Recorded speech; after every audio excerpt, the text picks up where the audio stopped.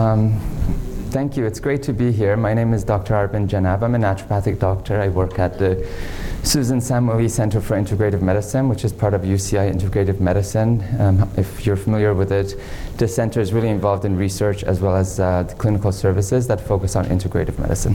So I'm here and have been asked to come here really to introduce integrative medicine and talk a little bit about the role it plays in cancer care, and then hopefully try and focus that a little bit more on the CTCL, which is not an area that I would say we have a lot of experience working with. I think integrative medicine, as it's growing, we're seeing more and more patients tapping into it, and we're seeing more advanced cases, including cancer patients, come to us for treatment. So I'll share you some of my clinical experience with patients with lymphoma.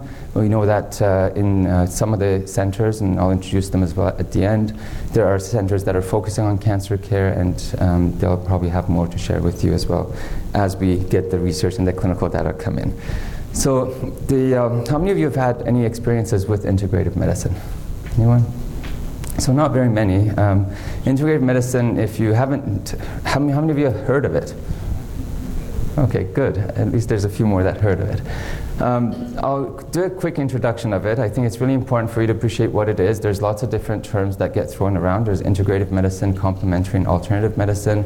There's naturopathic medicine, which is the profession I belong to. And then you've got a wide range of practitioners that come from different disciplines, and they offer a wide range of services that fall within integrative medicine. But integrative medicine as a profession, if you will, or as a discipline, what it's doing is essentially really bringing or applying the principles or the conventional medicine model of care and pulling from some of the best therapies that we know are effective for patients, and really combining them and providing that to patients to have the most impact on their health. So the Academic Consortium for Integrative Medicine and Health, this is a group that really documents and advances integrative medicine. They're based right here in California or San Diego, and they really focus more on, or at least define it as a focus on a relationship that doctors share with patients. So really reaffirming the importance of that relationship and inviting patients to become more actively involved in their care. And I say that because as soon as you step into the world of integrative medicine, you start to see that it's a lot of work, and it really demands that patients participate in their care. The reward is great because there's a lot of gains, not only in the context of the disease that we're treating, but also just in the context of supporting patients in learning more about their health, not just their disease, and supporting them in living healthy lives and becoming more sort of wellness focused, if you will. When it comes to practice, what that really translates to is that we're combining both approaches to try and be extremely effective with patients. We're looking at health and disease on a spectrum. What I mean there, and we'll go into a little bit more detail soon, but what it means essentially that on one end of the spectrum we've got health, on the other we've got diseases that present, and every patient has an experience which takes them from that healthy place through stages that eventually lead to disease. And so our goal as integrated practitioners is really to identify the circumstances and the different determinants of health that promote or perpetuate that patient to experience different diseases. So it's a bit more involved, and it takes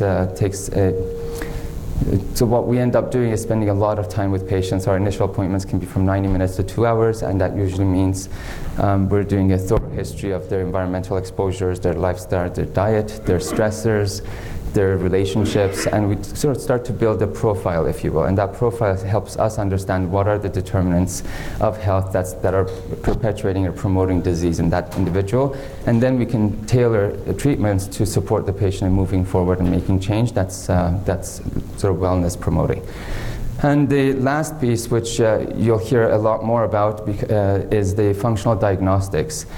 So functional diagnostics is, it's not new. It's probably been, in medicine for some years now. What we're finding more is that more and more integrated practitioners are utilizing functional diagnostics as a way to gain a deeper understanding of the mechanisms that may be leading to why a specific patient experiences a particular disease.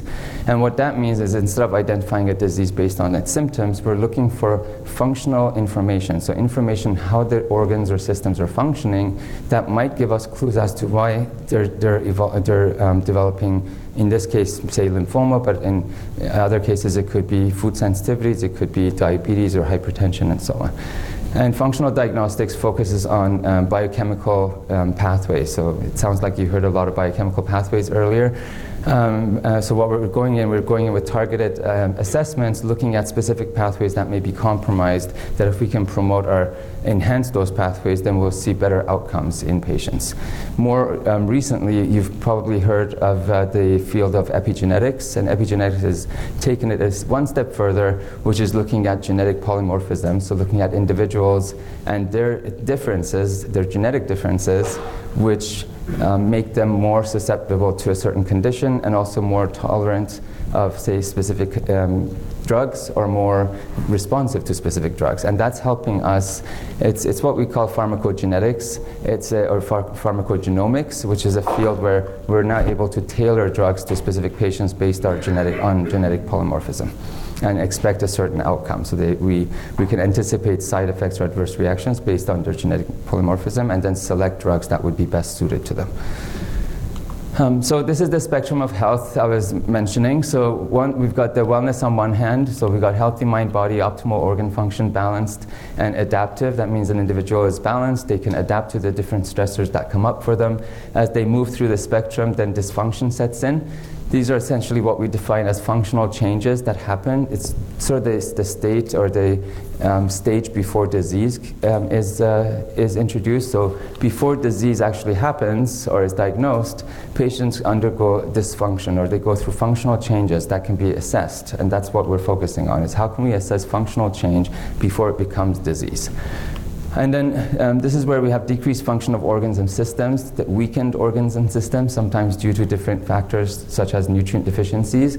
And it's defined as a failure to adapt. So if, as a healthy individual, I can adapt to specific stressors in my life, if I start to develop dysfunction or dysregulation, then under certain circumstances, I can't adapt to the same stressors that I may have been able to adapt to in the past. So something that shouldn't really stress me out or shouldn't stimulate my body to react a certain way will now cause me to react or respond in a way that wasn't anticipated, and it's not healthy. And then as this progresses, and this can last anywhere from a year to 10 years in some patients, and as they move through this progression, then disease starts to set in, and at this point it could be any number of chronic diseases, and it can include cancer, but also heart disease, diabetes, inflammation. And what we find with patients is that when we take a full case and start to look at their timeline, which means from birth all the way to the point where they come to see us, that we can identify specific stressors along the way that may have taxed their system. And usually what we see is that there's multiple conditions that start to show up at the same time. Their blood pressure starts to go up, their digestion starts to show signs of inflammation, and they might have more joint pains, and if cancer develops, then they eventually develop cancer. So we start to see that it's actually a systems I'd say overload is probably the best word, is that all the systems start to experience some stress, and depending on who you are, different systems may present with different symptoms. Say that 10 times. So what this does is, for us, it actually helps us design treatment plans or assessment plans, which then translate into really targeted treatment options. So the assessment in integrative medicine, it really focuses on individualized assessment. What that means is that every patient goes through specific assessments, evaluations that identify their particular circumstances which may need support. Diet and lifestyle is assessed. Emotional wellness and stress management is a key component. Systems support to correct dysfunction, so we identify systems that may be weakened or may be deficient or not effectively regulated by our body, whether it's endocrine system or the neurological system. And once we identify those systems, then we use targeted nutritional supplements or herbs to optimize those systems. The idea in integrative medicine is that by focusing on health restoration and wellness promotion or health promotion, you optimize the body in moving in the direction of health.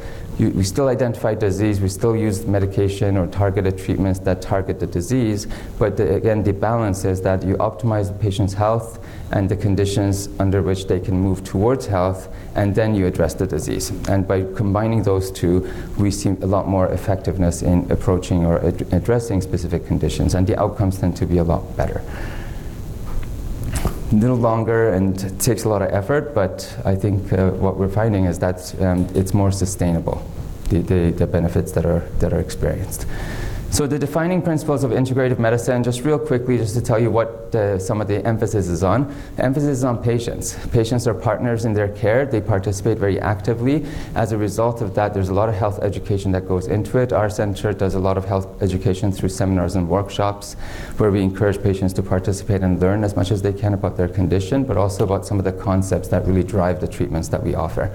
The more patients know what's contributing to their disease and what wellness or health means, the more they can actually participate and contribute to their own health, moving in a direction that helps them. And we learn a lot from our patients. I think most doctors do. We don't like to admit it, but we learn a lot from them, and then we use that and really support them in getting to reaching the goals that they set. It includes a comprehensive assessment, as I mentioned, and a lot of that is focused on functional assessment. Symptoms are considered as symptoms of or expressions of dysfunction. So if there is a symptom, that symptom to us is the body speaking to us. So underneath the symptom, there are mechanisms that may be contributing to why that symptom is presenting in the first place. So we take that symptom and we take a number of different symptoms and we translate that into these broader concepts or mechanisms that might be needing support for that symptom to disappear. So instead of treating the symptom, we really try and use the symptom as a way to hear what the body needs at a deeper level, which is the more mechanistic level, or the functional level, rather. It's whole person and individualized care. So what you'll find if you ever do see a practitioner who's focused on integrative medicine is that as much as there's a condition that they will focus on to treat, because that's a concern that you may come in with, our goal is really to treat you as a whole person. So we identify the condition, but we put that aside and then we say, well, let's get to know the person now. And that person, what we get to know about the person and their health and their overall constitution, if you will, and disposition is what drives the treatments that effectively and eventually address the disease. So we don't try and limit you to just the disease. The idea is really engage the whole person and individualize that care so that the care can result in a broader sense of wellness, not just in the absence of that one disease or symptom. Okay, so symptom-based and focused on addressing system-based and focused on addressing underlying mechanisms that contribute to a patient's experience of disease. So I think I've said that. It's self-explanatory. And the last one is focused on health promotion, disease prevention, and the integrative treatment of illness. And that's key. What we do, again, is through education and through participation with our patients is identify ways we can promote health and prevent further disease while we treat illness using the most effective and hopefully safest and most natural options that are available to us. Again, the idea is not that we rely on only natural or complementary alternative medicine. We work a lot with patients who are medicated, who are receiving conventional medicine, and then focus our treatments on adjunct care, which we'll get into because that's a big part of what cancer care in integrative medicine is adjunct care for patients undergoing conventional treatments. All right, so here's the integrative cancer treatment. So these are some of the goals or areas that cancer care is focused on. So one is to support the immune system and improve its ability to protect the body and eliminate the cancer. Absolutely, and we'll get into this a little bit more because lymphoma is actually a little different than most other cancers. And we'll talk about why that's important clinically. To correct the conditions and promote cancer development, conditions that promote cancer development and progression, to replace the nutritional needs of the patient. So you can appreciate that any disease can tax our system. So diseases are very active in most cases, especially cancer, which is very metabolically active, and it depletes us of key nutrients. In fact, many patients with chronic diseases develop multiple nutritional deficiencies, one as a result of the disease, but also as a result of treatments. And then the secondary effects of the disease. So if the disease causes you to feel nauseous or feel tired or fatigued or unmotivated to cook or engage in activity that might be healthy for you, then that has secondary effects in contributing to your nutrient deficiencies or nutritional deficiencies. To minimize exposure to toxins and chemicals that increase risk and severity of cancer, this is really important, especially in the context of lymphoma. Lymphoma, even though I won't say it's inconclusive, but there's a lot of associations made around with the immune system cancers and exposure to what we call antigens. That if there's inappropriate stimulation of antigens or inappropriate antigenic stimulation of immune cells, that can perpetuate cancer, and that's what makes lymphoma different from other cancers, which we'll come back to.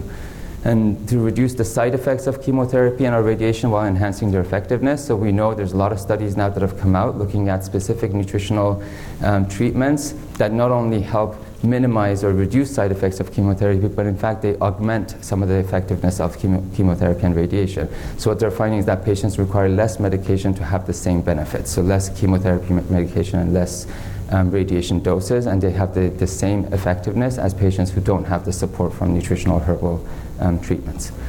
And then to help with recovery and maintain health post-treatment or in general, doesn't matter post-treatment or not. Okay, so how is lymphoma different? So what's important here is to remember lymphoma is a cancer of the immune cells. So in most cancer therapy, at least from an integrative perspective, what our goal is to stimulate and enhance the immune system so that the immune system can attack and eliminate the cancer. In lymphoma, we can't do that because stimulating the immune system inevitably stimulates the lymphoma cells. So a lot of the treatments that we would use under regular circumstances in a cancer patient, we need to modify when it comes to lymphoma so that we're not stimulating and contributing to the proliferation of the lymphocytes in someone who's got lymphoma. So that makes it important for us, anyway, to really to make sure that patients aren't going down a generic treatment plan. So if you look at the research for cancer care and you start, maybe self-prescribing supplements, you need to be really careful when it comes to lymphoma versus other cancers. So that's the caution that I'll put out. And I'll put some things that you shouldn't be taking in case you're taking it currently or you were thinking about taking it. The treatment is not consistent, so as I mentioned with other cancer treatments, the focus is on modulating the immune system without stimulating the immune system, and that's the key here. What we need to do is modulate the immune system so that it's reacting and responding appropriately, but not stimulate the immune system. And in fact, a lot of our efforts go into decreasing some of the antigenic stimulation that we know exists in our day-to-day life. So whether it's foods that you're exposed to or environmental toxins and chemicals, those things can stimulate the immune system, and so part of the goal is to eliminate anything that may be serving as an antigenic stimulant. So by removing antigenic stimulants, what we're effectively doing is we're decreasing the lymphocytes from being stimulated to proliferate. And that becomes a way of managing some of the growth and the progression of the cancer. All right, so, and this becomes really important. When we talk about the strategies for treatment, what you'll find is that a lot of the strategies focused on decreasing antigenic stimulation and increasing apoptosis, which has been talked about today, it sounds like. Excuse me. This is just an overview of some very select tests that we run at our center, and most integrative or functional medicine practitioners will run various functional tests. I've put a few that I know are relevant to this condition. So organic toxins, these are things like organochlorines and organophosphates, which have been implicated in, if not contributing to the onset, but the progression of lymphomas. EBV titers, that's something that, again, one of the things you'll appreciate about integrative medicine, at least that I appreciate, I don't know if you will, but is that it's really open to different models of disease. So what it does is it doesn't take for granted or take any assumptions that exist around what causes a disease, because that information is dated. There's new information that's coming out, and we try and really incorporate some of the new information into what we're assessing. So we leave ourselves extremely open. We like to call it inquiry-based. It's inquiry-based medicine. We inquire into a lot of the new models or hypotheses, evidence-based. So we inquire into it, we apply it to what we're doing, and then make it part of how we approach patients and treat patients. So oxidative stress, if you've heard of antioxidants, then you know that there is value to antioxidants because of their effect on oxidative stress. Oxidative stress is damage that's caused by free radicals. It is something that we know for a fact that contributes to the progression of cancer. It can actually cause the onset if there's increased oxidative stress, which causes damage, oxidative damage. But oxidative stress is something that can be measured. We can measure in individuals how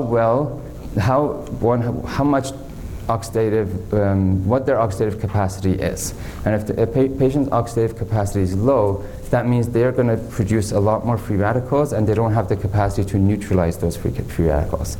So, and that's what's called oxidative stress. It's increased oxidative load with insufficient antioxidant activity, and that makes for a really bad combination where you get these free radical damage that starts to perpetuate disease. And we know that it's involved in apoptosis, that if there's increased oxidative damage to cells, that can interfere with apoptosis. And we look at food and environmental allergies, and these are IgG, IgE testing, where we test patients for food allergies as well as environmental toxins and chemicals. Again, the idea being that if there are specific things that you are not tolerant to or you're sensitive to, then those things can act as stimulants with respect to your immune system. They can stimulate your immune system, and they tax your system. So by removing them, what we're doing is we're trying to decrease antigenic stimulation and proliferation of those lymphocytes. Gut permeability. How many of you have heard of leaky syndrome? No? Or intestinal permeability. So intestinal hyperpermeability, it's a real thing. I mean, it's in the medical literature now. It used to be, 20 years ago, it was one of those fads, right? It became a fad. People talked about leaky gut syndrome. It was usually sort of those marginal doctors or CAM practitioners, but now it's really become part of mainstream medicine. The intestinal hyperpermeability is now been established that it can contribute to the progression of diseases, but also that there is the specific factors, specific things that contribute to leaky gut syndrome or to hyperpermeability have been identified. And that's a whole other conversation that we could get into in terms of the microbiome and the quality and the health of the gut flora and how that contributes to leaky gut syndrome. But for now, just know that it's a real thing. There's strong evidence that's coming out that's looking at intestinal permeability as a mediator of disease. And we'll talk about why. There's a really great diagram in there that explains it all. And then the last one, actually no, that is the last one. So here I just posted this is one of the suppliers that we work with, and this just breaks down some of the things that they're looking at.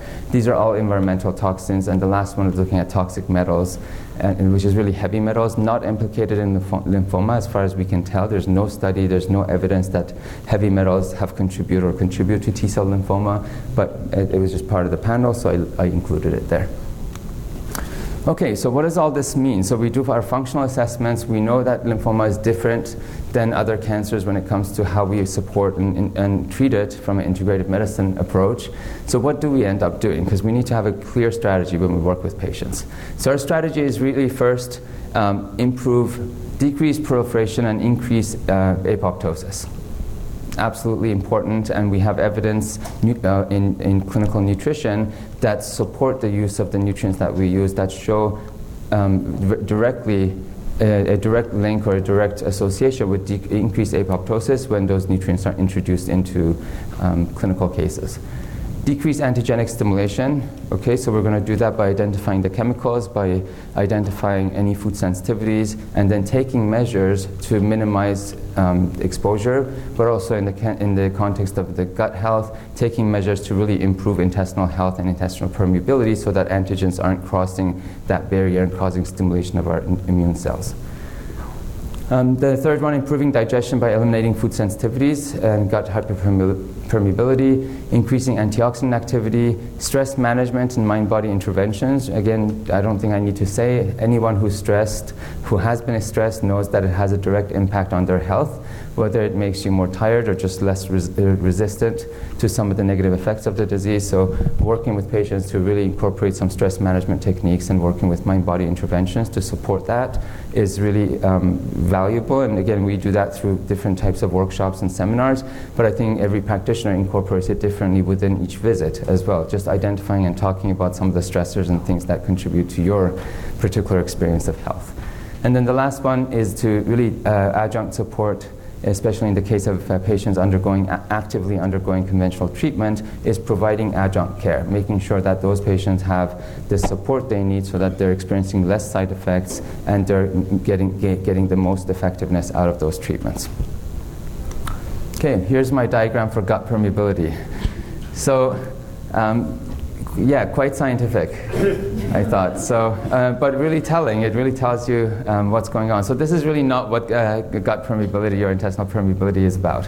What it is about the intestinal lining. So if we look at this, this is the inside of your intestine. This is just a cross-section of it. So here's the blood vessel, and here are the cells that line your intestines. So as food passes through here, this lining usually is tight. It's has good integrity. No particles will get through unless it's being absorbed actively. And then from there it goes into the bloodstream, and then the bloodstream takes it to our liver and then sends it out to our circulation. When this barrier is compromised, so in the case of intestinal hyperpermeability, this membrane is compromised. So that's what you see here. The star is the antigen. So instead of the antigen being bounced back into the lumen so that it can be effectively eliminated, that antigen can then enter the circulation. And now that antigen that entered the circulation can act as a trigger or a stimulant for the immune system. And remember that the immune cells react to antigens, meaning they start to proliferate. They see it as a foreign object that's been introduced into the system, and the more foreign objects it sees introducing in the system, the more reactive that immune system gets, kind of panicking that I gotta increase my numbers, I gotta increase my cells so that I can actually attack and destroy and eliminate this antigen. Now, this is one aspect of this. The second aspect of this is the quality of food that enters the intestines. And that's where the food sensitivities and diets that support that, say, strategy come in. For example, a really quick example, if someone has low stomach acid, happens, people have gastritis, they have different reasons why they don't produce enough enzymes or enough stomach acid. As a result, the food they're eating doesn't get broken down into that fine particle which is required by the time it gets to the intestines. So you get larger food particles that are entering the intestines, and we know that larger food particles, especially protein particles, they act as antigens. They're much more active in terms of, or much more potent rather, in terms of how much they stimulate the immune system. So if we get protein particles that aren't being effectively digested because of enzyme deficiency or HCl or hydrochloride acid deficiency, those protein particles are more likely to stimulate an immune response than if they were properly broken down, even in the setting of leaky gut syndrome. So we look at both of those, is the quality of the food that's coming through, as well as the integrity of the membrane and how well the membrane is blocking those antigens from entering the circulation. All right. So clinical nutrition, I've listed some of the top nutrients that have evidence behind them. I've got some of the research posted here, and I think you'll all have access to this presentation, so you can look at the studies, or at least the references. What we do know is that there's very specific ones that show improvements or show benefits for patients with T-cell lymphoma. So fish oil is one of them. Fish oil actually has two benefits, but the one I've pointed out here is that it actually shows that it increases apoptosis by suppressing the nuclear factor kappa B directly. So by downregulating these markers, there's a direct effect on increasing apoptosis in cells that were otherwise not dying appropriately. The same was seen with antioxidants, that antioxidants have a similar effect, that increased antioxidants decreases our oxidative stress or oxidative load. And so, and specifically the vitamin A and D has been looked at, and selenium, and there's been some really great evidence now supporting the use of vitamin A and D in patients and seeing improvements in outcomes with T-cell lymphoma. Melatonin is another one. No direct evidence for T-cell lymphoma, but it's used a lot with different types of lymphoma or immune cell cancers. And melatonin, really, most of you might know it as a hormone or a nutritional product that helps with sleep. So patients will take it to try and promote sleep. But melatonin in high doses, so in 1 to 4 milligrams, you take it for sleep. But as soon as you get into the 10, 15, 20 milligrams a day, it acts as a really potent anti-cancer drug or anti-cancer product. So it's an antioxidant and has strong anti-cancer benefits, especially looked at in colon cancer. There's a lot of support for it. In breast cancer, there's a lot of support and evidence for it, and more evidence coming out in lymphomas. Probiotics. Probiotics are essentially the healthy bacteria that are in the gut, and we've talked about the gut, so you have to appreciate that for the gut to be healthy, for the membrane linings to be healthy, the gut flora has to be healthy, and that's where probiotics come in. Probiotics really support, there's a lot of evidence now showing that dysbiosis or abnormal or unhealthy gut flora increase gut hyperpermeability or intestinal hyperpermeability. So by correcting probiotics, we're supporting the integrity of the intestinal lining, which then has its sort of downstream effects. And then glutamine. Glutamine has a lot of uses. I won't get into all of them, but it is right now primarily used in cancer care as a way to, one, heal the intestinal linings. And because it's probably the most important nutrient that our intestinal cells require. So it's a nutrient that our intestinal cells favor, and when there's irritation or irritability or inflammation that damages the intestinal lining, glutamine helps to actually restore that integrity, and it helps to restore the health of those cells. It's used a lot in patients who've got any type of irritable or inflammatory bowel disease. It's also used in cancer primarily as adjunct treatment. And the adjunct treatment is in patients who are receiving chemo radiation, where they see a lot of that mucosal lining shed or die off as a result of the side effects of chemotherapy. And so it's a really effective way to really build up that mucosal lining again after treatment or even while you're in treatment, so that you don't experience the nausea, the vomiting, some of the digestive symptoms that patients develop, or the cystitis, irritation in the bladder that they experience. So glutamine helps to really just coat and restore the health of the lining that lines your intestines, most of your mucosal surfaces. And then the last group is the bioflavonoids, and this, the most common one and most popular one, is quercetin, and this is anti-inflammatory, antioxidant. Again, part of it is just decreasing inflammation in the digestive system, but also as an antioxidant is showing more and more evidence in cancer care, and we're seeing it more and more in different products or formulas that are geared for supporting patients that have cancer. It's also a mast cell stabilizer, so if the itchiness is histamine related, so we know that it's not in many patients, but if it is, quercetin is a very potent histamine mast cell stabilizer. Mast cells are the cells that produce and release histamine. When the mast cells are not stable, they tend to overproduce and over-secrete histamine, which causes a lot of reactions, especially for patients who've got allergic type disposition or reactions. So quercetin as a mast cell stabilizer decreases histamine release, so it acts as a natural antihistamine in patients. And again, our goal is always to find alternatives that are safe and natural, especially in a context of something like lymphoma or any cancer where we want to decrease the toxic load in the body. So wherever it is possible, we want to be able to support it with natural and safe alternatives so that we can focus the attention on the drugs that are absolutely necessary without really taxing the patient's system. So these are the studies. I'm not going to go into them. Essentially just tells you what I've been telling you. So I've just listed them here. This one looks at vitamin A and D. This one is looking at curcumin, which is derived from turmeric. And turmeric is receiving a lot of attention right now for the treatment of cutaneous T-cell lymphoma. There's more and more studies. This is one of them that's looking at how it increases programmed cell death. Right now in most cancer clinics, they're using curcumin in a standardized extract in IV treatment. So they're actually introducing it intravenously. It's a much higher and much more potent dose, and they're seeing great effects with it in terms of decreasing inflammation, but also has very strong anti-tumor properties. It's actually been used in Chinese medicine as an anti-cancer herb for probably 3,000 years or more. Okay, and this one is just looking at the fish oil reference. So antioxidants, I've mentioned them. I'm kind of speeding through this because I know we're short on time. I don't know how much time I have left, but yeah, you don't need to hear all that. So we've talked about antioxidants. This one is herbal treatment. So again, herbs are a big part of what we use. Botanical medicine is, there's different ways that it's practiced. One could be more traditional, so it's a little bit more based on the herbs and their historical use. And then we've got the emergence of medical herbalism, which is looking at the evidence and the constituents of herbs. And they're doing studies and showing effectiveness. In most cases, we combine that information. So there's a lot of historical use that's not been supported by evidence. And there's a lot of new evidence that's supporting the use of herbs in ways that have never been used before. So, excuse me. So this is just a few important herbs. So turmeric is obviously at the top of the list. Green tea, which has shown to have, again, down-regulating properties that enhance apoptosis. Reishi mushroom, that's this one right here. And this is turmeric, if you don't know. And this is green tea.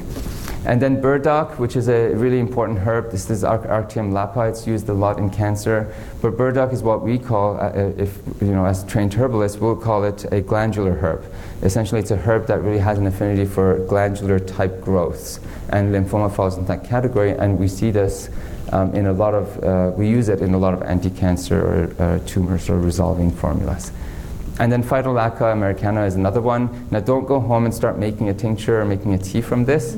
Phytolacca can be toxic, so make sure you consult or at least do a lot of research before you start taking herbs.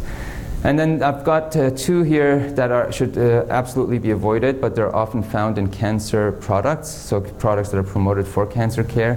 One is maitake mushroom. So if you've heard of medicinal mushrooms, well, maitake has the property of actually increasing proliferation of T cells and B cells.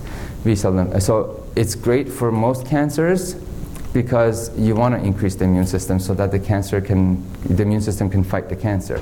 In the immune cell cancers, that's not what we want. We don't want to do that. We don't want to increase the proliferation of those cells. The same is true for astragalus. Again, an extremely common herb. You find it in a lot of common formulas that you get from your local grocery store even, where if you have a sore throat, you've got formulas that have astragalus, golden seal.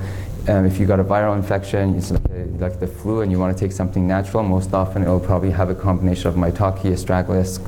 So just be mindful that these are herbs that you don't want to be using. Anything that stimulates the immune system, you avoid. And echinacea falls into that too.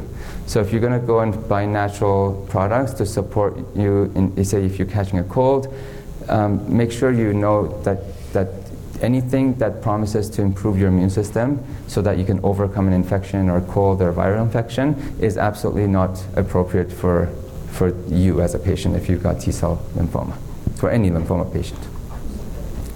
What's zinc? Zinc is fine. Zinc is fine.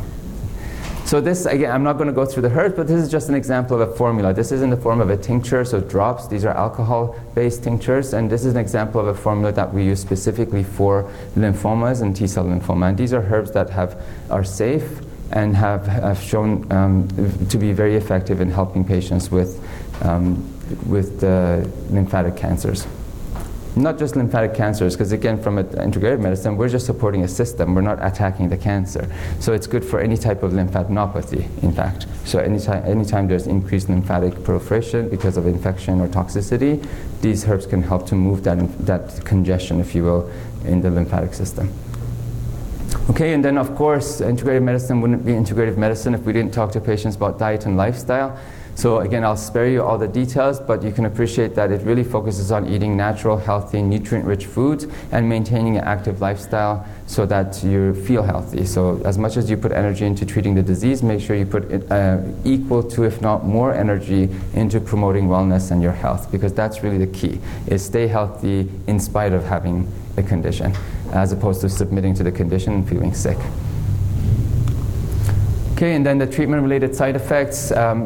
Anyone who's had chemo or radiation is much more familiar with side effects than I could ever put on this slide.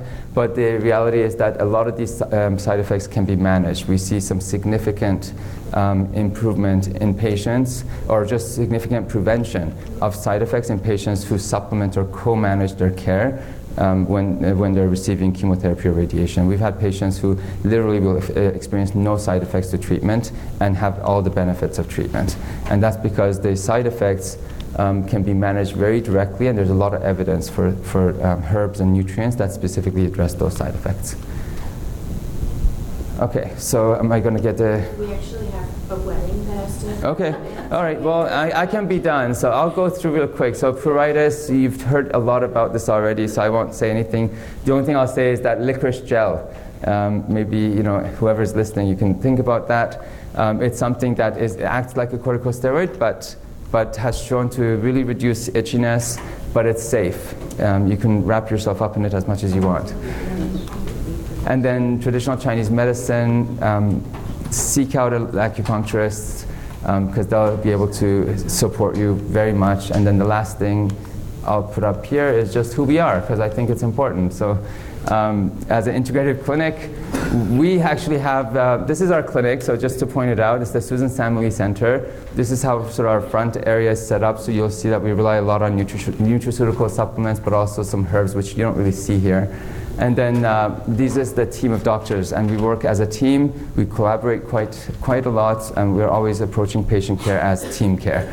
So we discuss cases, we design treatment plans and strategies for approaching and addressing their health, and then we allocate that responsibility to different practitioners to make sure that they're receiving the care that they need. So that's it. I'm done. Thank you.